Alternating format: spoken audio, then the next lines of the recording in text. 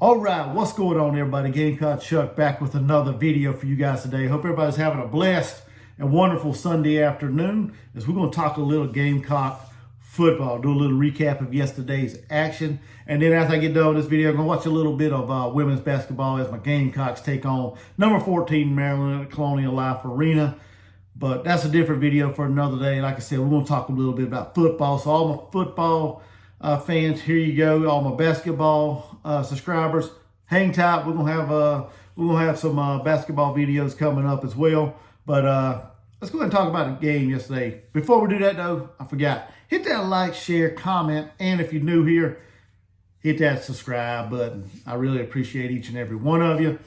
Let's go ahead and get into it. Like I said, yesterday South Carolina was home, trying to put together a solid November to get bowl eligible. Coming into November, we was 2-6. We've won, but yesterday we've won 2 in a row. So we're up to 4 wins, 6 losses. Got 2 more left on the schedule. Can South Carolina get it done? Can the Gamecocks win out in November to get bowl eligible? Anything's possible. Coach Beamer and his staff knows how to get it done down the stretch, and we shall see going forward in the next couple games. But yesterday's matchup, South Carolina took on Vanderbilt, a team that, quite frankly, just ain't that good, and it showed on the field yesterday. As South Carolina dominated that game 47-6. It was a cold, rainy, dreary, nasty day in Williams-Brice Stadium. The stands was pretty good. It had a pretty good turnout, in my opinion, as far as the fans. We showed out. It was loud. Even though the weather, man, it just goes to show you that the kind of passion and loyalty that Gamecock fans have to the team, to sit out there in the drizzly rain and cold weather and just cheer on the Gamecocks and watch football. It just goes to show you what kind of fans are, in Williams-Brice Stadium, the kind of fans that the Gamecock Nation is. My family and I, we were there for about half of it. I know I don't usually like to leave a game early. I'm the type of fan that like to sit there to the final whistle. But, my youngest son wasn't feeling good. Like I said, he wasn't feeling good. It was cold, rainy, and nasty.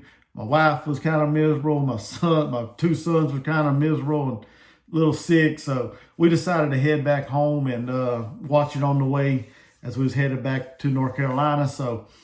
But like I said, it was a game South Carolina just flat out dominated, 47-6. Rattler did what Spencer Rattler does, going 28-36, 351 yards, 3 touchdowns. He did have a bad interception that, he was throwing the ball and during his throwing motion, it looked like he got hit.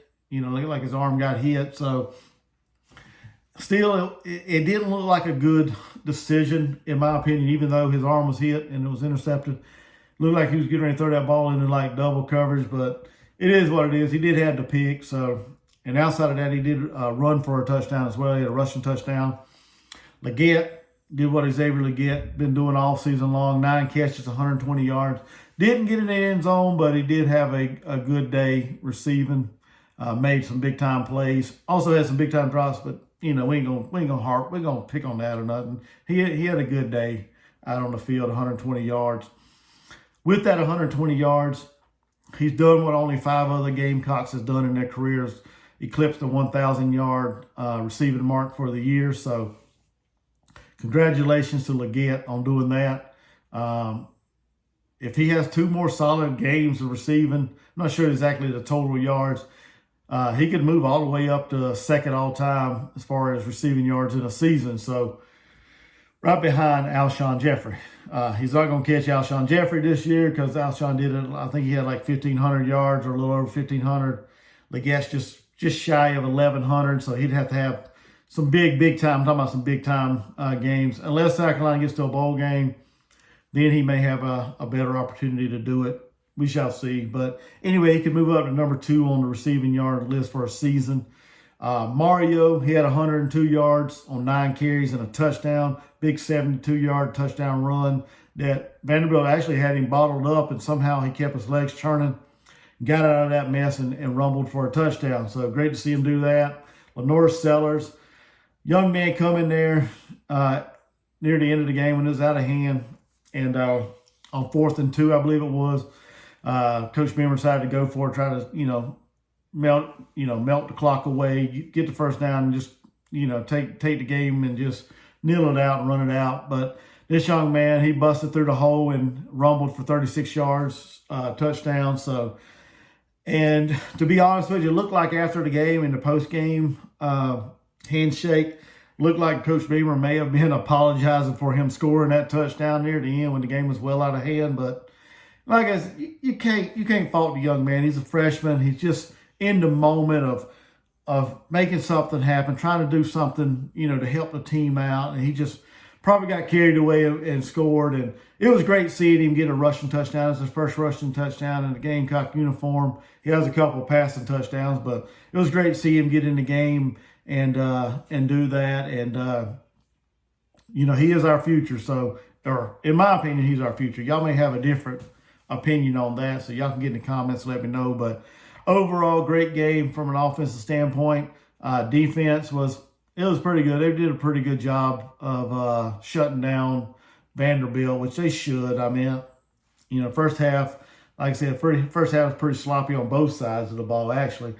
And nobody was able to, Vanderbilt wasn't able to muster a whole lot in the first half. Second half, they got the run game going a little bit. I think they moved to a more dual-threat quarterback in the second half, and he was able to pick up some yards.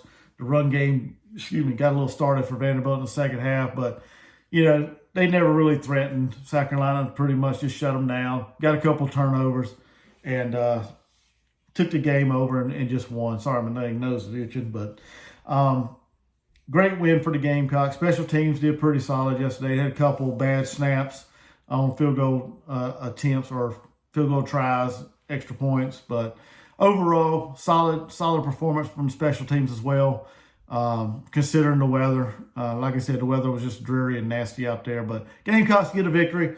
On to Kentucky this week. On to play Kentucky this week at home. Like I said, South Carolina's trying to finish out in November and try to be bowl eligible. So, with that being said, y'all get in the comments. Let me know your thoughts on the game. Let me know what you guys think overall.